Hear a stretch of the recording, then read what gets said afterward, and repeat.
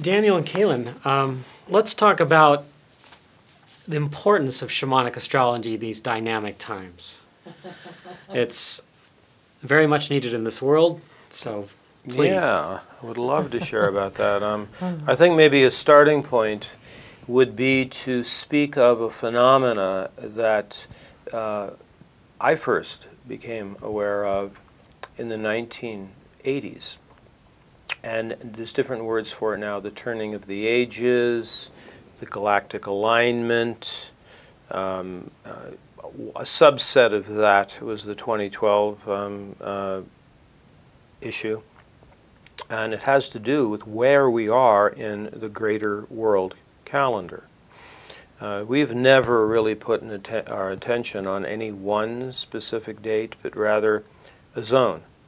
And if we look at the larger cycle that exists as far as the relationship of the Earth to the solar system and the solar system to the galaxy, there is a 26,000-year cycle based on the tilt and the wobble of the Earth. And there's a phenomena that happens, which is an alignment of these different planes of reference: the galactic plane, the solar system plane, and the Earth's orientation toward it with the seasonal calendar, that produces something that only can happen 4 times in 26,000 years. And we're in that zone, pretty much right in the middle of it. And when you're at a time period called the turning of the ages, everything speeds up. You also have a phenomena that the fancy word is called recapitulation, but it's kind of like, it means summary. So that like all of human experience is encapsulated in a very short period of time. The phenomena of recapitulation and of acceleration requires us to look at what's happening in the world and in our lives in a different way. It's not normal, ordinary times. We could imagine a time in history called traditional times, when everything is way more slowed down, you know, like people marry for life, people stay in the same community for their whole life, they follow in the footsteps of the parents invariably. That's really all up for grabs at this particular point. And so at the turning of the ages, which is a Shamanic Astrology Mystery School term, we use it all the time, the turning of the ages. It's a teaching that goes in depth. We go into depth with it during the cosmology courses. Won't be in course number 1, not in script and archetype, but as a foundational understanding. We know these tools are way more useful and necessary because of the time period that we're in, the turning of the ages. And I don't know of anything better than Shamanic Astrology Mystery School teachings to give us the navigation tools for these changes. When we were referring back to the foundational elements about why we call it Shamanic Astrology, one of the more important ingredients is that of initiation. And we're not, as you know from what we've shared before, we're not looking at it as good or bad, right or wrong, black and white. But there are many types of cycles that have their own unique features. And one of the ways we've tried to make it accessible to beginners, to people starting out, but even it's helpful to people who are expert astrologers in other systems, is to look at the types of initiation as being in 3 worlds. And this actually comes from Shamanism 101.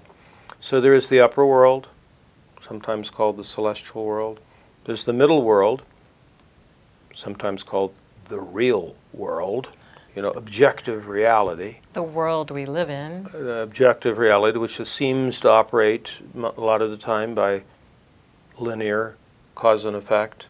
Doesn't really most of the time, but that's what we try to make it do. We'd like to believe that it does. Right. And then there's the third realm, the underworld or the lower world. And so different planetary initiation processes are attributed to these 3 worlds. Uranus and Neptune, upper world. Pluto and Chiron, underworld. The nodes of the moon, Jupiter and Saturn, middle world. And the way to to navigate those initiations is a really important part of the shamanic astrology paradigm. Just to make it extremely basic, one example. If a person is in a celestial world cycle, but they have to make a really big decision, well, it's not the time to make it. It's kind of like let it go. It's a time period to not know and to not think you have to, quote, make any progress. Other cycles, if there's a decision up for you, let's say if it's a Saturn cycle, it's unbelievably important to look at it in a sober, objective way. You come along to the timeline of your life and you come to a junction point, and the junction point matters if it's a middle world cycle. It matters not at all in certain other kinds of cycles. The underworld has its own unique demands.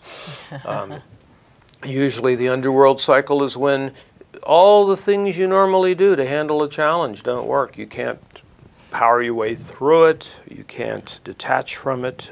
You can't figure it out. It's surrender time. So we, in a big way, offer the tools for how to navigate those cycles, and most of that information is in Course 2, but still woven into Course 1 is this basic understanding of the three worlds, which we'll go into some detail on. I'd just like to say that for me, the idea of the navigational tools of the timing so important, and I like to call it as timing is everything. And the idea that if you plant a garden in the wintertime, it's probably not going to produce the results that you have intended. But if you miss planting your garden in spring, you may also miss getting the results that you intend. So knowing the timing for you personally and when to take the actions that are going to produce the best results, it's very helpful. And the times to know when it's not about taking action, but to be going into a deeper process. Right. So that supports your soul's journey. And then when you come to the timing when it's about taking action, you're ready because you've done the work, the internal personal work that allows that to happen. So this is a huge piece that can be so incredibly helpful for people. And when it's all together, then we say magic happens when three things are in exact alignment. Number one, what you're desiring is in accordance with your original intent. So you actually are on track with life purpose. Number two, you've done your homework. So you've actually delved into the subject before you decide to take it on. And then number three, the right timing. And if any one of those three things is off, then it can look like struggle, or you have to have patience, or certainly don't take it personally. Right. I mean, if you think about it, if you plant the garden in winter, it may not produce any results, actually. And if somebody's in specific cycles and they're trying to start a business, or they want to create something in a specific way in the world, and it's just not the time for that, they can feel like they're beating their head on a wall. Right. And so then to know that, oh, wait, this isn't the time for that, that time is coming, and to know when that time is coming, it's so much easier to step back and to take the pressure off and to stop judgment, like, oh, I must be screwing up somehow, even though I'm doing everything, I think I'm doing everything right, everything I've been told, this is the way to have a successful business, but it's just not happening. It could just be that you're just not in the right time. What do you mean by accurate mirroring? Yeah, this is something, as a Libra Sun, Libra Rising, that has of great importance to me. What I've noticed is that almost no one these days, the way the world is accurately mirrored by their parents. Not to speak of maybe not being accurately mirrored by our friends or by our spouses. What I mean by mirroring is when you're with someone who is reflecting back to you what is the truth of you, what your actual authentic expression is. They can see you for who you are and reflect that back to you. Right. In a common parlance, this is the hunger of an individual to feel like they're being gotten. Like I just want to have somebody get who I am. which is really part of the Libra mystery, you know, to be just loved for yourself. But it's hard to even know who you are, actually, if you've never been accurately mirrored. Right. I mean, if you're brought up in a family that, say, very simple example, you're brought up in a family that can only see red, white, and blue, but you're the color purple, then one of two things will happen. You'll either not be seen at all and get no feedback, or you'll be made out to be wrong. You know, this is a bad thing for you to be, which actually brings us probably to one of the best of all contributions that can come from the Shamanic Astrology Mystery School, giving a set of tools to be able to go beyond consensus reality or cultural relativity. It is amazing how individuals are, the way they think, the way they act is determined by the nature of the culture or family they're born into, even down to things like what is a man, what is a woman. And it's certainly in the astrological world, the cultural conditioning and consensus reality, even down to what's Aries and what's Taurus, you know, which is really culturally relative. And so we're trying to have a much larger view on this and to give the tools to be able to navigate the turning of the ages without this sort of brainwash blinders that would be based upon, you know, what other people think or what the somewhat limited number of options that might come from our own country, our own family group, and so on, you know. So we are really trying that. We're kind of revolutionary about that, you know, and trying to look at the entire history of humanity and bring that in. Maybe as a final piece on that, the importance of shamanic astrology in these times, because we're exposing what I like to call the triple aberration, which is that the last 4,000 years are pretty much an aberration if we look at human beings as being, we've been the same people for 160,000 to 240,000 years, same DNA, for example. And yet it's in the last 4,000 years we have this very strange merging of hierarchical patriarchy, patrilineal family descent, and monotheistic religions. Put those three things together and you get what's the current predicament. So we're trying to offer tools that see beyond those blinders and then giving people a framework. You know, good mirroring, good intuitive feedback, helping tune people into what their original intent is, so we can actually create a new world. I want to go so far to say that that what we're creating in the school, at least partly, is to create a new foundational structure for what astrology in the future will be. And if we consider, too, that in these speeded up times, these archetypal energies that have their own essence and their own sense of expression are now also in a rapid evolution. They're going through a huge evolutionary experience, as are we with them, because they are us. I mean, we're not separate from them. So if we can have an understanding of their essence and what the intention is, and how are we here to explore these archetypes, to express these archetypes, and to help evolve these archetypes, that is another gift that we get from this paradigm. As Jung put it, you know, we're here to dream the dream onwards. Now, we've done quite a lot on the definition of shamanic and shamanic astrology, but there is also the other part of what is a mystery school, and also not only what is a mystery school, but how it compares to just a school. Other kinds of education. Exactly. Right. Yeah.